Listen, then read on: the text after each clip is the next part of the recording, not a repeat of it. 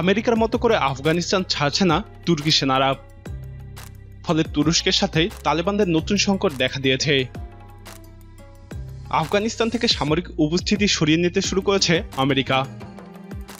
এরই মধ্যে অর্ধেকের বেশি সেনা প্রত্যাহার করা হয়েছে।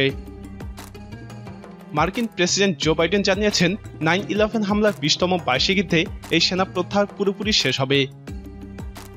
আমেরিকার পাশাপাশি ন্যাটো বাহিনীও দেশটি ছেড়ে যাবে।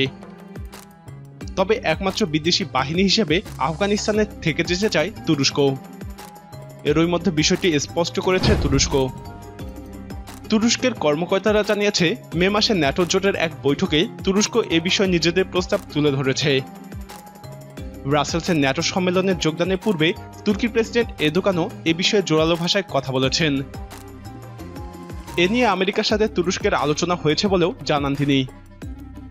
এরদোগান বলেন, আফগানিস্তান ত্যাগের পর তুরস্ককে হিসেব করবে আমেরিকা। আমেরিকার সেনা প্রত্যাহারের পর আফগানিস্তানের স্থিতিশীলতা রক্ষার জন্য তুরস্কই হবে একমাত্র নির্ভরযোগ্য দেশ।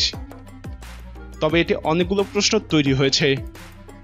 তুরস্ককে যদি আফগানিস্তানে থাকতে হয় তাহলে তারা কিসের ভিত্তিতে সেখানে থাকবে? ন্যাটো জোটের অধীনে নাকি আমেরিকার সাথে দ্বিপাক্ষিক শর্তে? যদি এটি ন্যাটোর আওতায় হয় তাহলে তারা কার কর্তৃত্বে সেখানে থাকবে?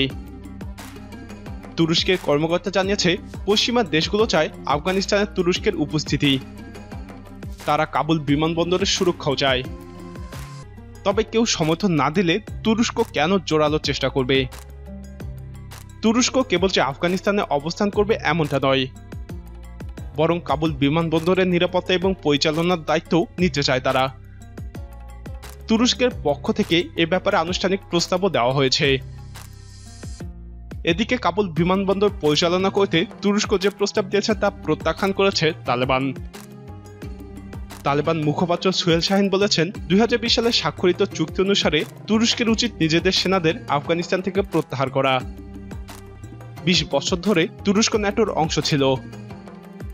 তাই আমেরিকার সঙ্গে 2020 সালে স্বাক্ষরিত চুক্তি অনুযায়ী তুর্কি সেনাদেরকে আফগানিস্তান ছাড়তেই হবে। তালেবান মুখপাত্র আরো বলেন, তুরস্ক একটি মুসলিম দেশ। আফগানিস্তানের সঙ্গে তাদের ঐতিহাসিক সম্পর্ক রয়েছে। ভবিষ্যতে যখন তালেবানরা নতুন ইসলামী সরকার গঠন করবে তখন তুরস্কের সঙ্গে ঘনিষ্ঠ এবং ভালো সম্পর্ক প্রত্যাশা করে তারা। প্রিয় দর্শক, তুর্কি সেনাদের আফগানিস্তানে থেকে যাওয়াটাকে আপনি কিভাবে দেখছেন? এর ফলাফল কি ঘটতে পারে? আপনার মতামত কমেন্টে জানান। নিয়মিত এরকম ভিডিও পেতে আমাদের চ্যানেলটি সাবস্ক্রাইব করে আমাদের সাথেই থাকুন।